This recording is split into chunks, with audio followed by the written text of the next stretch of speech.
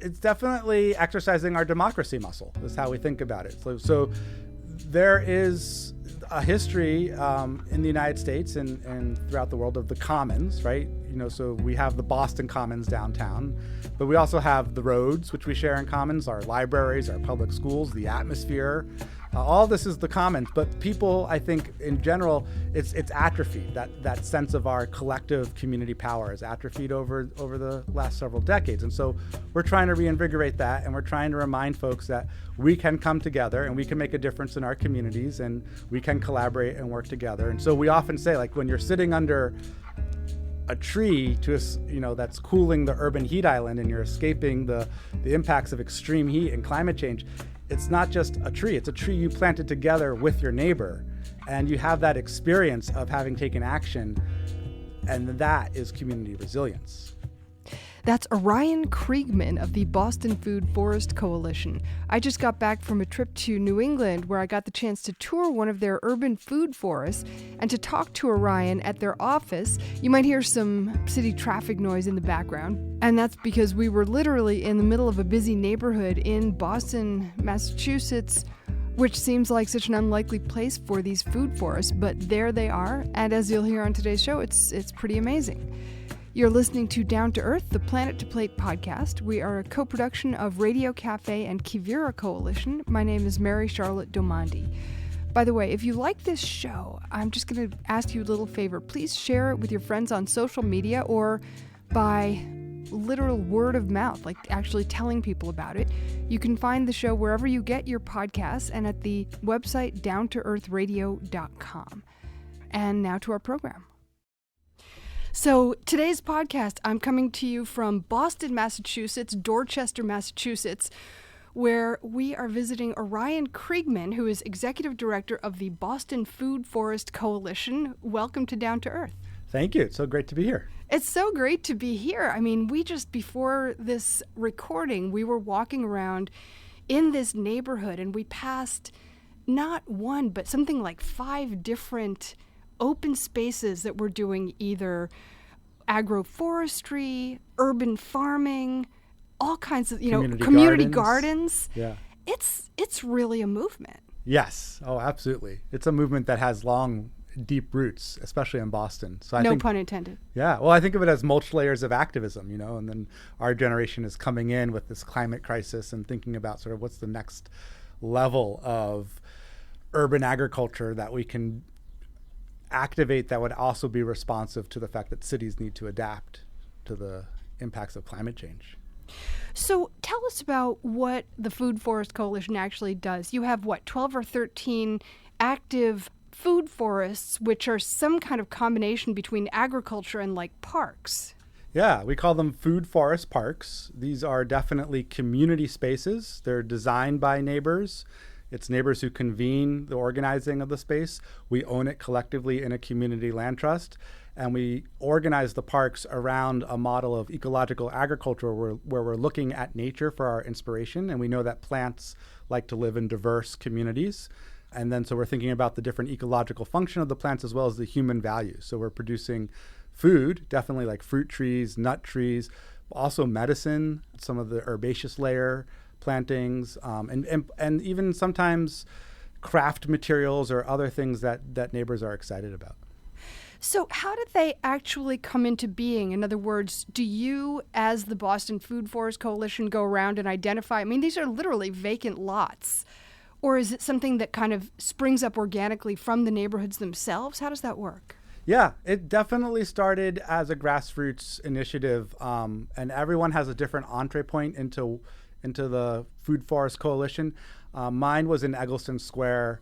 I was walking past a vacant lot every day on the way to work, and I would stop and I'd ask my neighbors. I'd go, "Hola, ¿cómo estás? ¿Qué querías para este espacio?" And we'd get into a conversation, and there was a story about there was a small space. It was about a 4,000, 5,000 square foot urban lot, so typical size for a single lot. And a house had been there, but it had burned down maybe 30 years ago, and it had been empty, and it was filled with car parts and nip bottles and tires and TV sets and hypodermic needles. It was, not farmland, in other words. Exactly. And folks had played baseball there, but it was never going to be a baseball diamond. It's like, you have in Boston a lot of triple deckers all around, and we just decided we wanted to clean it up. That was how we got involved. We said we want to clean it up, and we got flowers donated from Allendale Farm, which is an urban farm, and we just started going out there and putting out balloons in a table and waving at our neighbors and inviting them to come in. And some people would hop over the fence and join us in the cleanup. And we called the city of Boston and told them we were working on improving vacant public space. And they said, you can't do that. You don't have insurance. You really shouldn't be involved. What if someone hurts themselves? And we said, great, we'll be there on Saturday. Come tell us in person. And they never showed up, but we kept calling them back and saying, what do we have to do? Like, what hoops do we have to jump through for this to be legitimate in your eyes? And that, for me, was the genesis of Boston Food Forest Coalition, because in doing that work in Eggleston Square with diverse neighbors, I also started to meet other folks in Mattapan, in Dorchester, in Roxbury, and Rosendale, and other parts of Jamaica Plain who are also doing similar initiatives. And we started talking amongst ourselves that all this good work we're doing on behalf of our community could get gobbled up overnight if a developer, sweeps in through some back room, smoky room deal. And so how do we own the land? And so that's in 2015, we incorporated Boston Food Forest Coalition as a community land trust to ensure that we own the land in perpetuity. Now, hang on. When somebody's house burns down and then you've got this vacant lot, isn't it still that homeowner's land? There's a lot of variety, but basically the city of Boston ends up taking possession of land for a variety of reasons. People maybe are in tax arrears, they move out to Florida and you never hear from them again, and so then the city might acquire the land that way. There's different reasons why the city acquires the land, but the city has a portfolio of hundreds and hundreds. Over 400 parcels have been identified by the city of Boston in its existing portfolio as not suitable for commercial or real estate development, for irregular zoning or outcroppings of pudding stone, or doesn't have access frontage to a street or a sidewalk. So all sorts of reasons why hundreds of parcels are in the city's inventory, and it doesn't have an ability to get rid of them.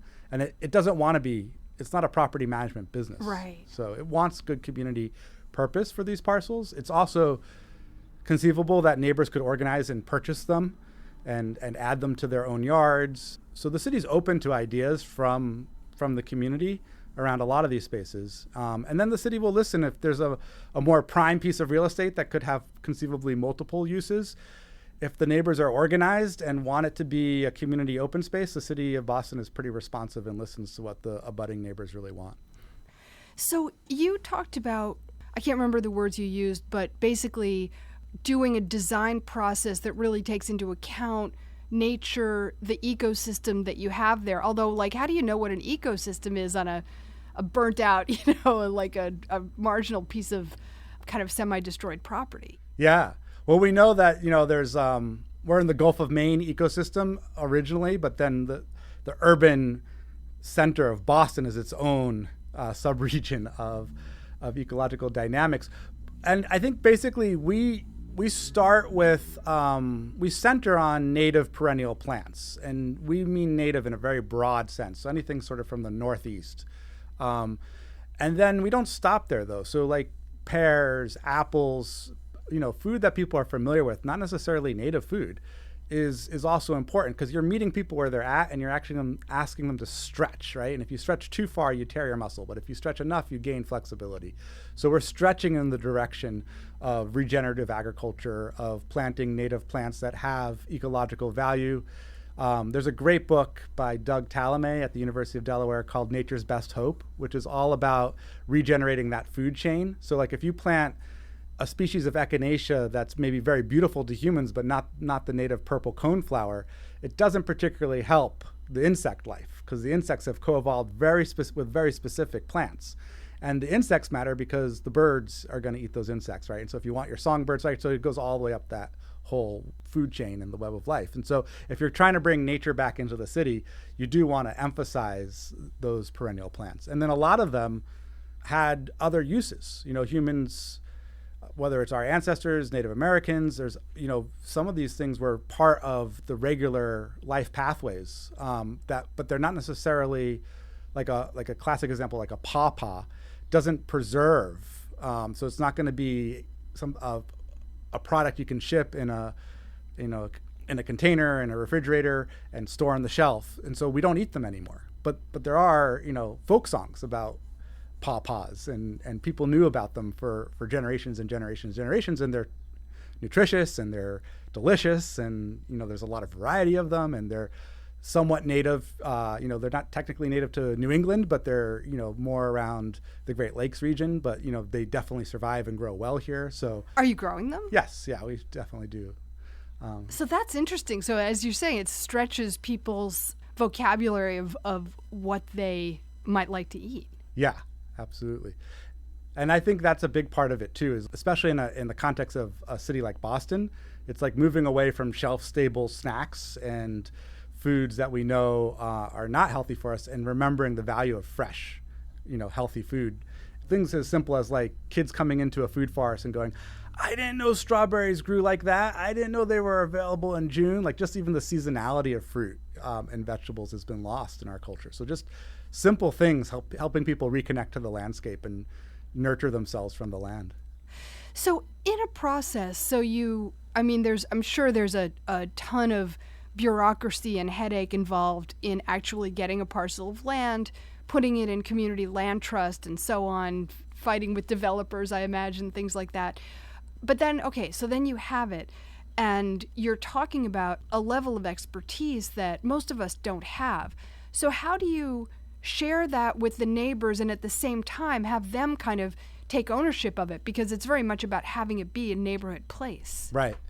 Yeah, so the idea of the land trust is that, Boston Food Forest Coalition is a 501c3 nonprofit community land trust. That's the backbone. We own the land, we pay for the insurance, we do all the land ownership stuff to make it easy and fun for the same neighbors who convened the project in the first instance and designed it and decided what trees and shrubs and other plants should be planted there and what programming should happen. So those neighbors can do the fun part of connecting with community, playing with the plants, sharing the harvest. The nonprofit also provides ongoing support. So we've raised money so that every food forest park that's in our coalition has access to a maintenance fund. So if a tree falls and your garden shed is crushed, you don't have to run around and figure out how we're going to raise the money to solve that. Like, there's resources available. We also have what we're like an accessibility fund, because we know that volunteering is different for different communities and not as accessible for everybody in the same way. So how can we make like childcare, food, transportation, even small stipends available to people to really make sure that anyone can be a food forest steward, and the stewards really form the nucleus of decision making around their community park. And stewardship teams can range from a small group of 5 people to a larger group of 15 people, and it's their job to reach the next concentric circle of neighbors. And then, and from there, there's maybe even another concentric circle of volunteers and occasional visitors who come through. And so these spaces are open sun up to sundown, and they're available to anyone passing by, and there's signage that explains what they are. And we've been able to translate that into the 5 most common spoken languages in Boston. So if you use your QR code. What are the 5? Okay, English, Spanish, I would imagine. Yeah, you're going to test my memory here. I think Haitian Creole. I think maybe Vietnamese. I don't actually. I'd have to go look on the website. Yes. And people can look at the website, which is bostonfoodforest.org. Okay. Yeah. So what are the decisions that the group of stewards actually makes, and how do they resolve conflicts if there are conflicts? Yeah, so it's definitely exercising our democracy muscle. Is how we think about it. So there is a history in the United States and throughout the world of the commons, right? So we have the Boston Commons downtown, but we also have the roads, which we share in commons, our libraries, our public schools, the atmosphere, All this is the commons, but people, I think, in general, it's atrophied. That sense of our collective community power is atrophied over the last several decades, and so we're trying to reinvigorate that, and we're trying to remind folks that we can come together and we can make a difference in our communities, and we can collaborate and work together. And so we often say, like, when you're sitting under a tree that's cooling the urban heat island, and you're escaping the impacts of extreme heat and climate change, it's not just a tree, it's a tree you planted together with your neighbor, and you have that experience of having taken action, and that is community resilience, right? The capacity to know our neighbors, to act together, to transform and adapt to the changes that come towards us. And so that is the only game in town. I mean, people are people, not everyone's easy to get along with. Ideally we figure out a way to keep it joyful. There's definitely different cultures, and every neighborhood stewardship team is a little different in how it organizes itself, how it chooses to make decisions together. It is important, we found, to be transparent about leadership, both to honor the fact that people are sacrificing and going the extra mile, and herding cats is not a trivial task when you're also taking care of your kids and your elder parents and working your job. So there's a level where you want leadership to be visible so you can thank it and say, but also if someone retires or moves away, you want to know that there's a gap, and you want to know that you need to replace that gap. The Food Forest Coalition provides a lot of technical assistance, and we think not just about training of how to do winter pruning or how to harvest sea berries and cook with them. So we do all that sort of like training around the plants, but we also do training around like how do you do door knocking and community organizing and collective decision making, and have good, team values and community agreements that allow a team to function. And what happens when a key leader moves away is we're the backbone again. So like we're there to make sure these spaces stay cared for, safe, and welcoming, and we'll organize the pizza parties, and we'll do the cookouts that bring more people into the space until a new team and new leadership steps up. So just to give people a sense, and there are, was it 12 or 13? Food forests in the coalition. So right now 12, but by the end of June we have 2 openings, so there'll be 14. Okay. Yeah, because I think I counted 13 on the little map on your site. But anyway, give us a sense of, in any given park, what you're growing there, and then who gets to eat it. Yeah. So again, there's certain things that people are familiar with, like blueberries, raspberries, right? And then there's things that have long existed that are new for a lot of folks, like a Juneberry, or what's also known as a service berry.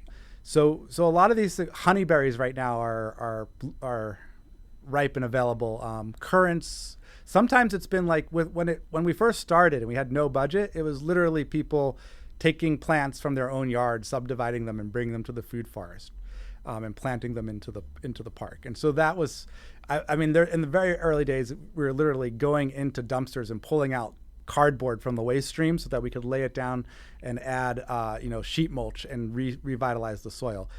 Now we have budgets, and we can sort of purchase things, and we can think about what do we really want, which plants really will thrive well together. But there's an educational process and a decision-making process. And again, it centers on community input and community decision-making. So what actually gets planted is really, sometimes you go to like a nursery and they don't have the plant you're aiming for. So then you have a whole conversation about what are we going to get instead. And like everyone has to get involved in that. And then plants often don't stay where you put them. Sometimes a tree doesn't survive the way you thought it would, so then you end up replacing it. So these are living spaces, and the stewardship is partly is about science and saying, okay, the climate's changing, what's growing and thriving is unknown right now. The rain patterns, the humidity, the heat, how it's impacting crops. So we've actually geotagged all the plants, and we've created a stewardship dashboard where we can upload the information about what pests, how healthy is the tree, how good was the crop this year, what are we noticing? So that's a way of keeping essentially a garden journal, but doing it in a way that we can be watching everything and learning about what's really growing well. And we're still trying to hone in on which fruit trees are easier for volunteers to manage under these climate conditions, and which are harder and less likely to actually produce a crop. Like peach trees don't do so well, but maybe apricots might right? So those sorts of questions. Are there issues with contaminated soil when you talk about these marginal vacant lots? Yeah, so because there was lead in the gasoline, pretty much any urban lot that's near the road, you can assume will have what we would think of as like average or medium lead levels, just standard urban lot. So we absolutely do test the soil. We absolutely do make sure that we're not dealing with like a Superfund site or something extreme in terms of contamination. And then you have to do a combination of repairing the soil in sections, maybe creating mounded agriculture, raised beds, if you want to grow leafy greens, because they will uptake heavy metals into the leafy green. But one of the interesting things, and one of the reasons why we've emphasized fruit crops, is that woody perennials do not put any metals, let alone lead or heavy metals, into their fruiting bodies. So they're reproductive organs of the plant, just the physiology of the plant. The apples are safe, the pears are safe, the raspberries are safe, the blueberries are safe. And so that's, a good reason to lean into perennial food crops in an urban context. Do you do organic processes? Do you use like natural pesticides, or how does that work? Yeah, we mostly don't. We do a little bit of integrated pest management, but we mostly don't. We mostly just let things do what they do. So if you get a lot of aphids on your tree, that's an invitation for ladybugs to come and find it, and the ecosystems tend to balance out. Yeah, that for the most part, that's how we do. So it is mostly organic. One of the things that you talked about is that open green spaces cool the air. And I mean, it's true, for example, in one of the principles of regenerative farming is always keep the ground covered because it cools the soil, often the soil, by huge amounts. Yeah. And we have the heat island effect, whether it be Phoenix, which is the most extreme one that I know about, or Boston or Santa Fe or wherever, where if you have even a small space, it has a cooling effect. How much of a difference does that make? Yeah, well, let's back up for a second, because so Boston's already impacted by climate change. We're already living in a climate impacted city, and those changes are only intensifying. And the city of Boston has done its own analysis, and the biggest impact right now that our communities are facing is increased heat. And those impacts are not felt equitably across Boston, right? So we know that my black and brown neighbors in Boston are living in neighborhoods that have 20% less parkland, 40% less tree canopy due to the racist development practices of prior generations, redlining and all of that. And they're living in neighborhoods that are 7.5 degrees hotter on average than predominantly white neighborhoods are. So there's a huge disparity. Because of there are more trees, there's more landscaping in the wealthier neighborhoods. Mm-hmm, mm-hmm. And we do also know, studies have shown again and again that trees planted thoughtfully in urban neighborhoods can reduce daytime temperatures up to 10 degrees. So that can make a big difference. And then there is also the fact that trees can't just be planted. You just don't slam them into the ground and expect them to thrive. The best practice, and this is something that is discussed and well studied as well, is you want to put a tree in a context, in a social context where it's cared for, where it's valued, where it's tended to. So the best practice isn't just to have lots and lots of street trees, although street trees are beautiful and we need more of them. So I don't want to say we don't need street trees, but street trees don't tend to live very long. There's a lot of stress on them, and they have very short lifespans. So if we're really trying to establish a better tree canopy, we have to come up with other solutions as well. And so you are part of that. Literally, food forests play that role. And I just want to, make it clear that these are not only food forests, but as you said, they're really parks. And people spend time in them. They sit on benches. What are some of the activities that people are doing in these spaces? Yeah, there's all sorts of things. Again, these are cultural spaces. And so the stewardship teams decide whether there's going to be birthday parties or Easter egg hunts. They've tapped their walnut trees to get walnut syrup and had waffle breakfasts with the whole community. During COVID, there was chamber music. People brought players from the Boston Symphony Orchestra to these food forests. They've done outdoor movie nights. They've done spoken word and art performances of all sorts. Some food forests have done a lot around food as medicine, and then also bringing the community health clinic and the family health van to the space to sort of celebrate, food as medicine, but also make people aware of other resources and other ways to get healthcare and support. So it really varies depending on the community and how they see the space and how they want to activate it, whether they're going to have yoga classes or whether they're going to have, school groups visit. There's been lots there's a real range of activity that happens in these spaces. But back to the question of who gets to actually eat the fruit or the vegetables? Yeah, so anyone visiting, these are public spaces open sun up to sundown.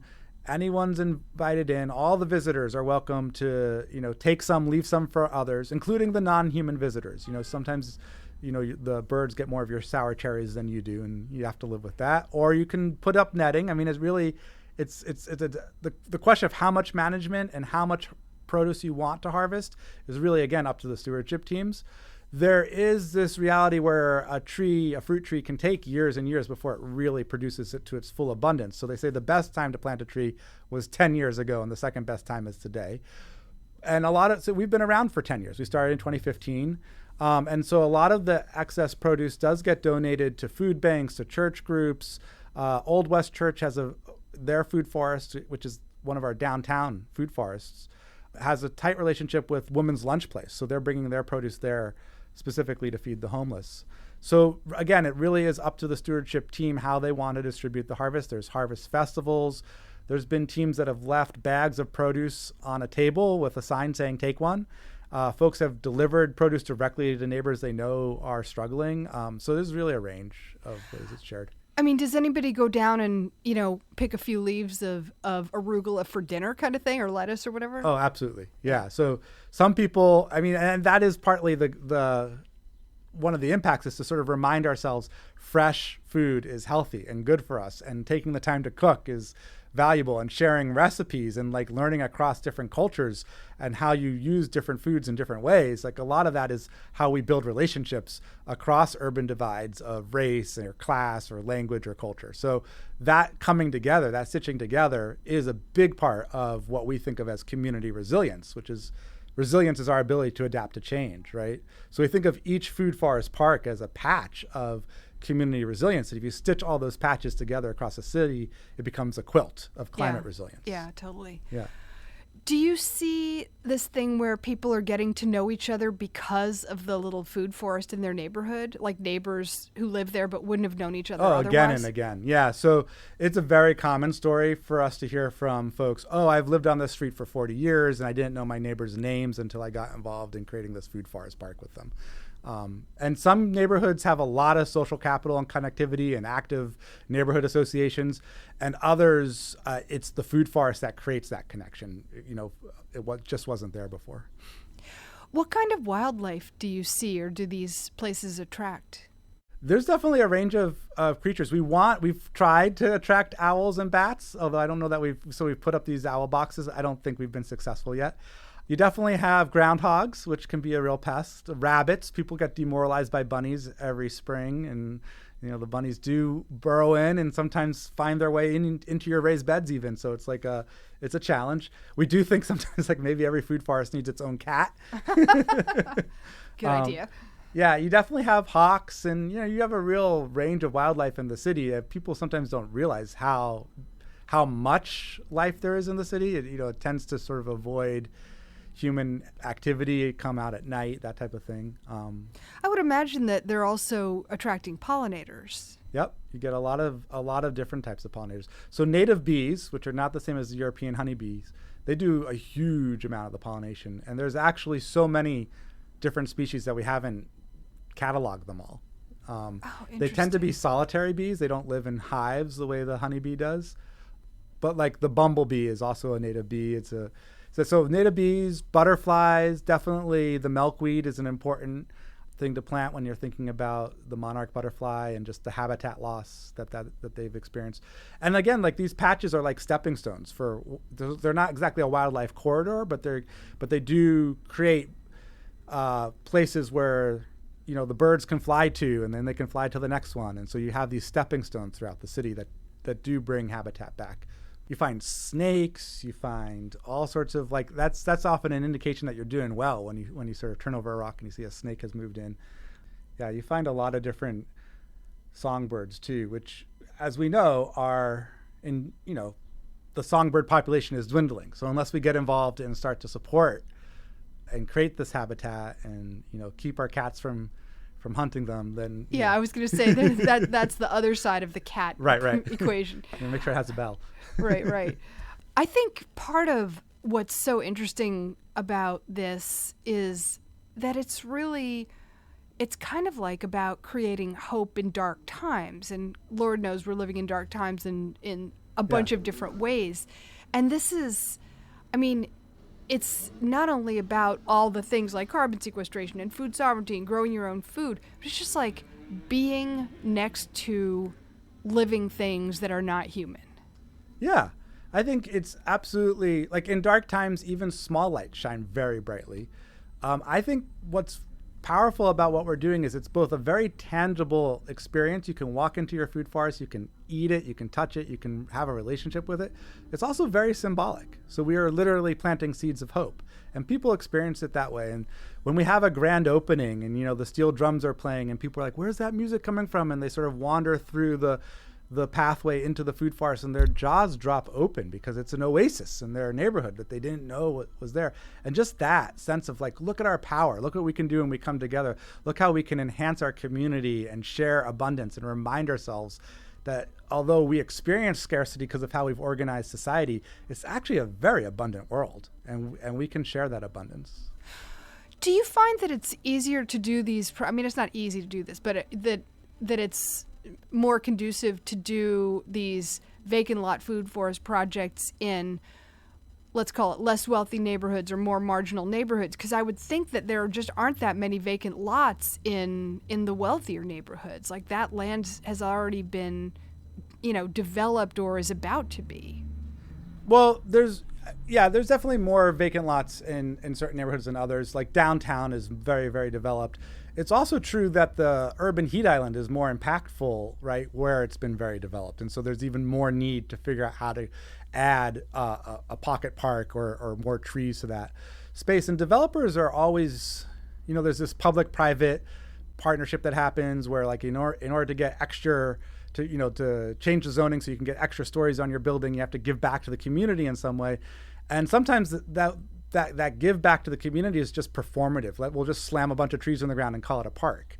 So there's an opportunity to partner with developers around that and say, well, can we do it better? Can we do it more intentionally? Can we involve more community voices? Can we design that park in a way that actually meets more community needs? And so we have been having conversations, specifically like in Alston, Brighton.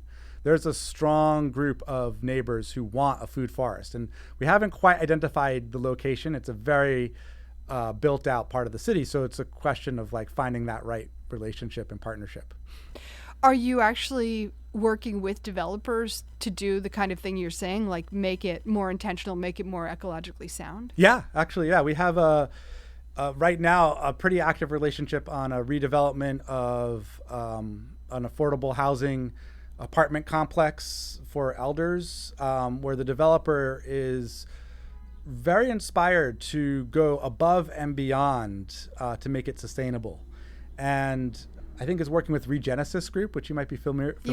Yeah. So and has approached us and said, could we put a food forest onto this, like replace part of the parking, have more car share, and then we'll have space to actually put in a food forest. And so we're in the conversation about that. And, the further that conversation goes, we're talking about, and maybe there could be a harvest processing room and a community kitchen and a little bit of a co-working space. And so we're like, oh, maybe we'll end up having our headquarters, sort of like situated in one of those places. Yeah. Oh, that's so interesting. I would imagine as, time goes on and the next generation of developers, they're still developers, but they're younger and they grew up with more ecological consciousness, because none of us is getting out of this world of climate change and its effects. Yeah, I think also people are watching and they're saying, even older folks are saying, what's going to happen to my kids and my grandkids, right? And what's my legacy and how do I give back at this stage? Because we know that it's possible for our children to thrive on this planet. It's really a human choice. Like I often say, the future is not someplace we're going. It's something that we create through our choices every day. And so the question isn't about, do we have the technological prowess or the wealth to make the changes. The question is, do we have the will? And I think that's a big part of it. That's why planting seeds of hope matter, because if we don't have a hopeful vision, if we don't have inspiring examples and a story of where we can head towards, it's like we need beacons along that path to realign human civilization with the regenerative power of nature. But if we could imagine it, it's possible that we could be, instead of going to work every day, destroying life on planet Earth, we could go to work every day regenerating life on planet Earth. And I think that is part of what we're trying to ask people to step into. Like a food forest park is a window into that larger conversation and that bigger journey that we're all on together. Your words in God's ear. How are you working with kids? Do you have like educational programs specifically for like kids, school kids, that kind of thing? Yeah, the Boston Food Forest Coalition is pretty small. We have a staff right now of 12. We're hoping to double in size so that we can build 30 food forests by 2030. That's our vision. And every food forest, again, is exponentially more relationships, community stakeholders, community-based organizations, churches, local businesses, relationship management, essentially. So we need a certain level of staff in order to get to 30 food forests and maintain them. And then we would continue to grow and add food forests as there is demand. And we don't currently have our own youth program, but we do partner with other groups. So Boston Nature Center, Massachusetts Audubon's only urban wildlife sanctuary, they bring a lot of Boston public schools on field trips there. And we have a 1 acre food forest that we've created over the last 10 years there. So that's one. Also a lot of summer camps and preschools and other folks engage with that space.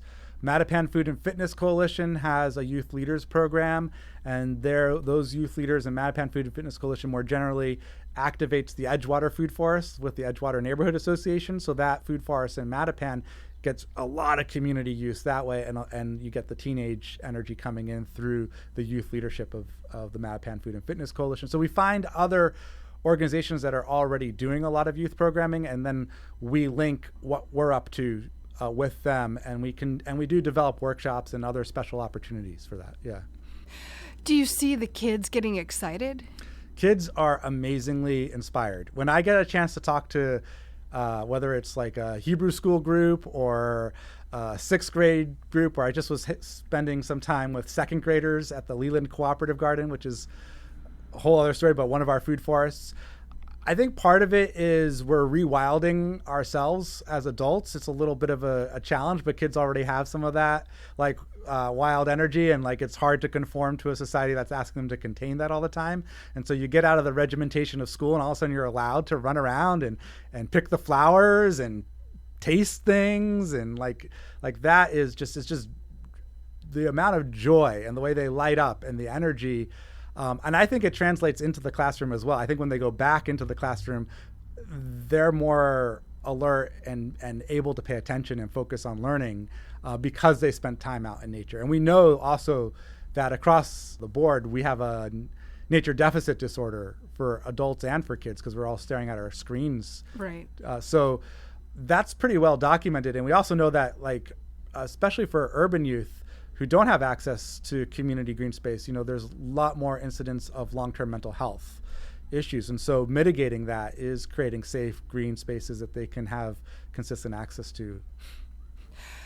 This sounds so random, but I was reading an article by this American writer who'd gone to Finland and was looking at the educational system. And Finland has like the #1 educational system in the world, apparently. And he was looking at their kindergarten, and these children were like playing in the mud and screaming and yelling and digging in the dirt. And the writer asked the teacher, what's going on here? He says, our only goal for these children is joy. Yeah. Play-based education. I definitely feel like for my children growing up in the city, we used to do something called Forest Fridays. And we would just reach out to other parents and say, we're going to put out a picnic blanket and hang out in the woods. And the kids figured it out. Like they would, just run around and play in the mud, as you're saying. And there's actually something at the Boston Nature Center called the Nature Nook. It's not a playground. It's more of a nature nook. And kids go in there and their imagination, and there's like big sticks and small sticks, and there's a little stream that runs through it. And like they can decide what to do, and they just It just unleashes their own inherent creativity and playful energy. I mean, I think the parallel between, a friend of mine was telling me about during the pandemic, he was from a coastal nation in Central America, and he was talking about how when the tourists stopped coming, the coastline regenerated itself, the marine life regenerated itself in a way that was shocking how fast it was. And of course now it's back to where they were before. But I think in the same way we regenerate ourselves, given just half a chance, a few minutes, a few hours, a few days, a few years, our souls, when we have the chance, start to, well, you called it rewild. Yeah. I also think, like, when I think about for myself, like, I'm trying to lose some weight, I'm middle-aged and I've got the dad bod, and like, it's hard to change habits. It's hard to, like, especially when you feel alone in doing it. But when you're working with other people and you're remembering to harvest the food because your neighbor's reminding you to, and you're excited to try that recipe out, and hey, maybe this year I'll take the chokeberries and I'll make them into juice because I tasted it last year and it was so delicious. I'm really looking forward to it now. Like, and then you share it. Like, that's how we change. It's like we change in a social context. Yeah. And that's so hard for Americans sometimes to wrap our minds around because we have an ideal of self-sufficiency. Yeah. And I think also, we're increasingly experiencing a culture of alienation and isolation, right? So there's a lot of conversation about how the Bowling Alone book and just the things that used to connect us and be part of our social fabric, we don't have time for anymore. We're working 2 jobs, right? So can't attend the PTA association meeting, all that stuff. So finding each other again is a big way of finding ourselves, and reconnecting ourselves to the land is also a reminder that, as scary as life is, it's, we're in a world that actually has the potential to take care of us, so nurture those relationships which nurture you back, learning that skill. Anything else that we haven't talked about that you would like to mention? Well, just the collective land ownership piece, I think, is another interesting aspect of our model. So our model's getting noticed because it's a form of green infrastructure, and there's a lot of conversation around nature-based solutions to urban climate adaptation, but there's not a lot of proof of concept and actual examples yet. And so we've been around for 10 years doing this work, and we're not just green infrastructure, we're green infrastructure rooted in community, right? So our stewardship model is very critical because it can be adapted by cities and towns with a lower tax base, and they can't hire a whole new parks department or even add more staff. But what we're showing is that you don't need to do that. People want to do this work. People are looking for opportunities to garden. Most community gardens have long wait lists. And so here's another style of collective gardening that can get more people access to the land and take care of these parks on behalf of their neighbors. And that this is something that with the right support, and critically volunteers do need a lot of technical assistance and support and camaraderie and all of that, but it's something that other communities across North America could consider. And so we have been in conversations. Our model has been lifted up in different ways. And I think that would be the next part of the journey, would be to take the lessons we've learned, the tools we've built, the dashboard we're using, all these different things that we have, telling our story and sharing it with other folks, inviting people to come to Boston, spend some time with us, tour some of the spaces, meet some of the folks, learn how we're doing it, take that back to your community and adapt it into your local context. Do you find that there are people who themselves may be immigrants who came from a more rural place, or people who are 1 or 2 generations removed from the land but still kind of have farming in their blood? Absolutely. Actually, it's a really interesting thing. I think more anecdotally, I haven't counted it up, but a lot of immigrants find the Boston Food Forest Coalition.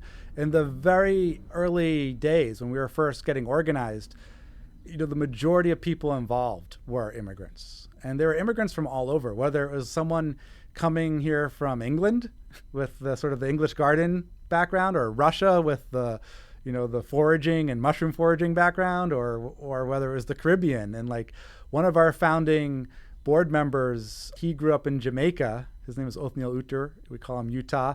And he grew up in Jamaica with a food forest in his backyard, right? So when he moved to Dorchester, he was like, well, what grows in this climate?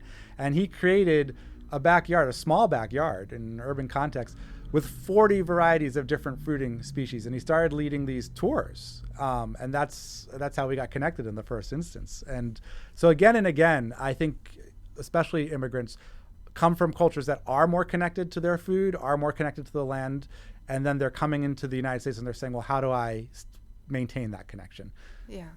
Very interesting. I would imagine also there's sort of a conversation between people's backyard gardens or balcony gardens and your food forests. And people get inspired. So the Ellington Community Food Forest, while we were sheep mulching and planting out that space, a neighbor, directly abutting neighbor behind the space said, I'm going to tear up this concrete backyard I have and turn that back into a garden. A neighbor to the right of the space said, can I do that sheep mulching on my little small patch of land here and plant perennial flowers? The neighbor across the street so like you have these ripple effects. These are much more than just a simple park. These are spaces that have ripple effects into the community and start changing all sorts of relationships. Very interesting and very inspiring. And ladies and gentlemen, if you want to find out more, you can go to bostonfoodforest.org. And you are quite accessible if people want to have conversations with you about maybe starting something like that where they are. They can just reach out. Yeah, please do. Yeah, this is a movement. And, we didn't come up with the idea of a food forest. We're not even the first one, but we're definitely been here for a while and we've been doing it well in Boston. And we're excited to have conversations with folks who are taking it up in their communities, for sure. Orion Kriegman, thank you so much for being with us on Down to Earth. Thanks, Mary Charlotte. You've been listening to Down to Earth. We would love it if you would support this program, which you can do by going to patreon.com/down-to-earth planet to plate, where you can sign up for as little as $3. Patreon is Patreon. And also, please rate and review the podcast on Apple Podcasts or wherever you get your podcasts. The Quivira Coalition is a not-for-profit and a community network of ranchers, farmers, conservationists, scientists, educators, and many others dedicated to regenerative practices that produce healthy food, support meaningful livelihoods, sustain biodiversity, and remedy the impacts of climate change. To learn more about Quivira and how you can support their work, visit quiviracoalition.org, Quivira. And finally, this show is a production with the Radio Cafe. You can check out radiocafe.org to hear back episodes of this show and also find all kinds of other shows on a wide variety of topics as well. Thanks for listening, and we'll see you next time.